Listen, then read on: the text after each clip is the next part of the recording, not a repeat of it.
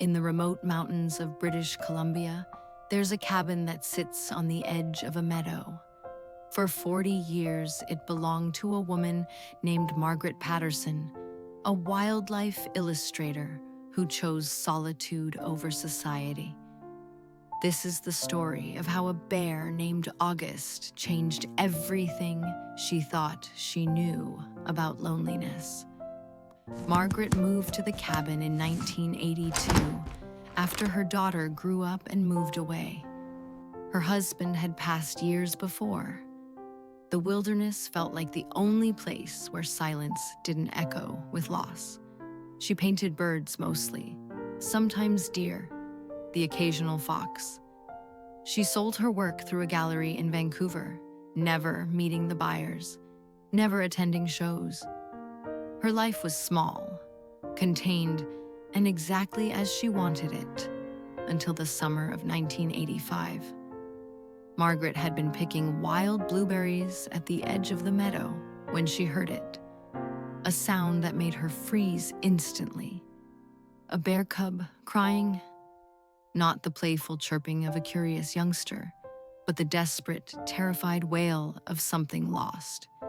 Every instinct told her to back away. Where there's a cub, there's a mother. And a mother bear protecting her young is the most dangerous animal in the forest. But Margaret had been a mother too. She knew that sound. The cub emerged from the underbrush, small, maybe 4 months old, covered in burrs and limping badly. His right front paw was swollen, caught in what looked like old fishing line that had cut deep into the flesh.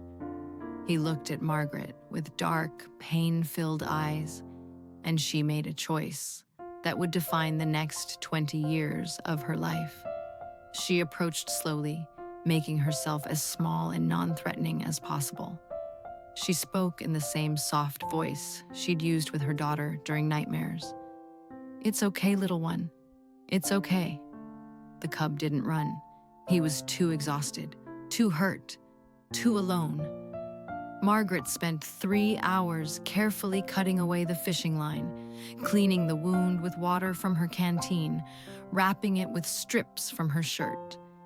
The cub whimpered but didn't bite, didn't struggle. He simply trusted. Margaret knew she couldn't keep him. She knew his mother might still be searching. But night was falling, and the cub couldn't walk properly yet. "One night," she told him. "Just one night until you're stronger." She named him August after the month they met. That one night became 3, then a week. Margaret searched the forest for any sign of August's mother. Tracks, scat, claw marks on trees. Nothing. Either the mother had been killed, or she'd abandoned this cub for reasons only nature understood. August was alone, and so was Margaret. She knew she should call wildlife services, knew that keeping a wild bear was dangerous, illegal, and impossible. But every morning, when August would wake up and nuzzle against her leg, making those soft, huffing sounds of contentment, Margaret couldn't make the call. Instead, she made a different decision. She would teach him to be wild. Every day, Margaret took August into the forest. She showed him berry patches, taught him to overturn logs for grubs, demonstrated how to fish in the stream. She never let him depend on her for food, only guidance. At night, she set up a den for him outside the cabin, gradually moving it farther away, teaching him independence. August was a quick learner. By autumn, he was catching his own fish, finding his own food. He was growing strong and healthy. And yet, every evening, he would return to the cabin, not inside, but close, keeping watch over the woman who had saved him. As winter approached, Margaret prepared for goodbye. Bears hibernate. August would find a den, sleep through the cold months, and when he woke in spring, bigger, older, wilder, he would forget about her. Nature would reclaim him as it should. She tried to convince herself this was right. This was the plan all along. On the first freezing night of November, August didn't come to the cabin. Margaret told herself she was relieved, but she cried herself to sleep anyway. Winter in the mountains is brutally isolating. Margaret painted, read, kept herself busy. She tried not to think about August, about whether he'd found a good den, whether he was safe. The snows came heavy that year, deeper than she'd seen in a decade, and Margaret, usually so careful, got careless. She was checking her woodpile in late January when the snow shelf above the cabin gave way. An avalanche, small, but large enough. It caught her legs, pinned her against the cabin wall. The cold was immediate and vicious. Margaret tried to free herself, but the snow was packed tight, heavy as concrete. Her radio was inside. Her phone had no signal out here, even on good days. She was trapped, and night was falling. Margaret thought about her daughter, about her husband, about all the choices that had led to this moment, dying alone in the snow because she'd chosen solitude. She thought about August, safe in his den, sleeping peacefully through the winter. At least she'd done something right. At least she'd saved him. Her eyes were closing when she heard it. At first, she thought she was hallucinating. Hypothermia does that, makes you see things, hear things. But then he was there. August, bigger now, his winter coat thick and glossy, but unmistakably him. He shouldn't have been awake. It was the middle of winter, the coldest part of January. Every bear should be in deep hibernation. But somehow, August had known. He began digging immediately, his massive paws scooping snow away from Margaret's trapped legs. He worked with a focus and determination that seemed almost human. Within 20 minutes, she was free. Margaret couldn't walk. Her legs were numb, possibly frostbitten. She tried to crawl toward the cabin door, but her strength was gone. August moved beside her. And then, in a moment, Margaret would never be able to explain to anyone. He laid down next to her and rolled her onto his back. He carried her to the cabin door. Margaret managed to get inside, get the fire going, save her own life. Through the window, she watched August settle down on the porch, not leaving, keeping watch, making sure she was safe. When spring came, August woke fully and returned to the forest. But he never went far. Every few days, he would appear at the meadow's edge. Sometimes he'd just sit and watch Margaret painting on her porch. Sometimes he'd fish in the stream while she sketched nearby. He was wild, fully, completely wild. He caught his own food, marked his own territory, eventually even found a mate. But he never forgot the woman who had saved him.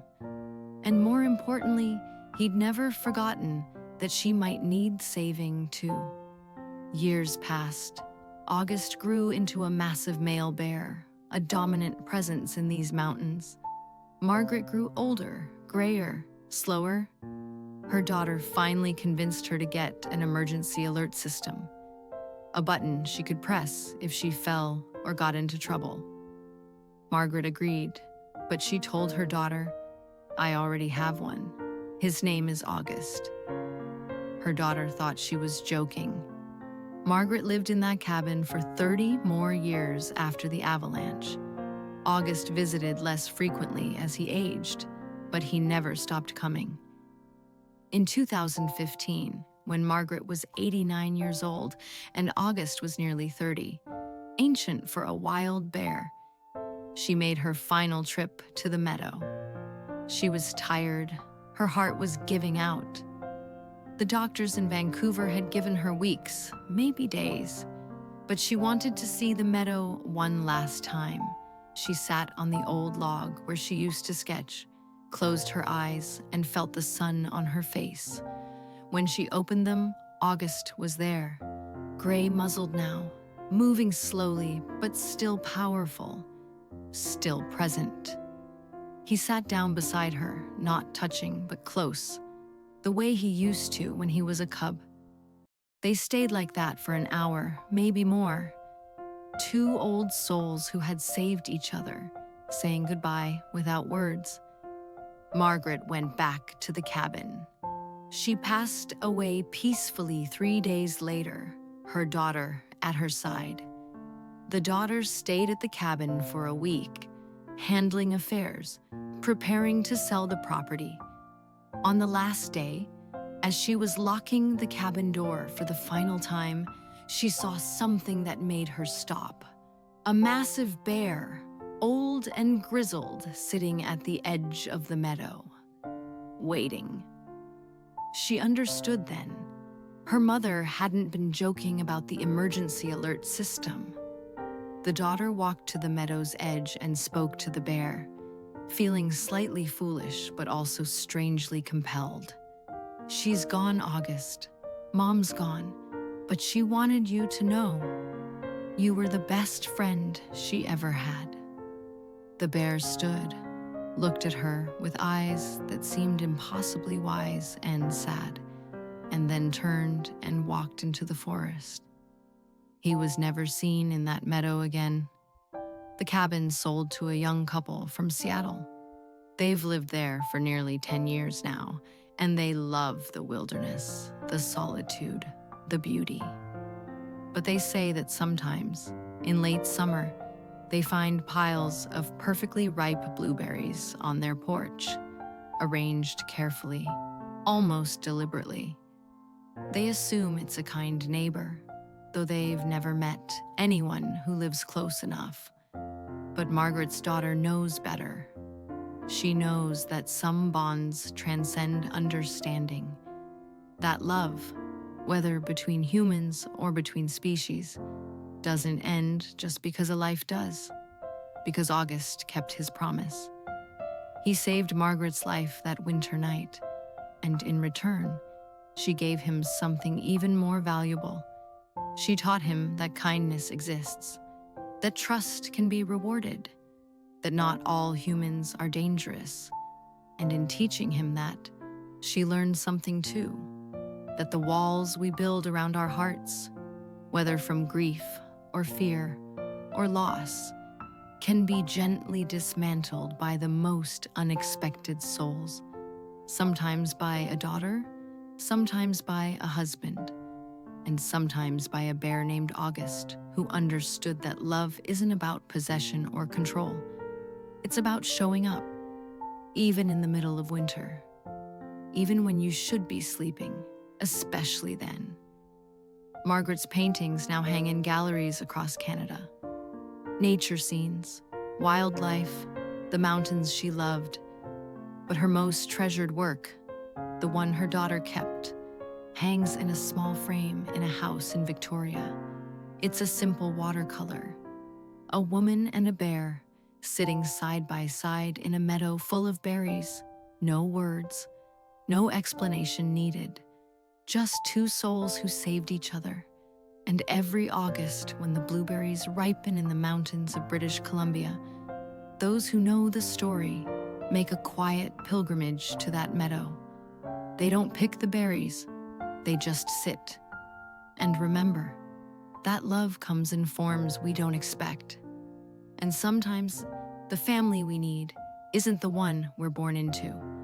It's the one that finds us in our darkest moment and refuses to let us face the cold alone. If you are enjoying this heartwarming story, please like, subscribe, and share to your friends and family members who'd enjoy the story, so I can continue to bring you more stories for free. Thank you so much, and enjoy.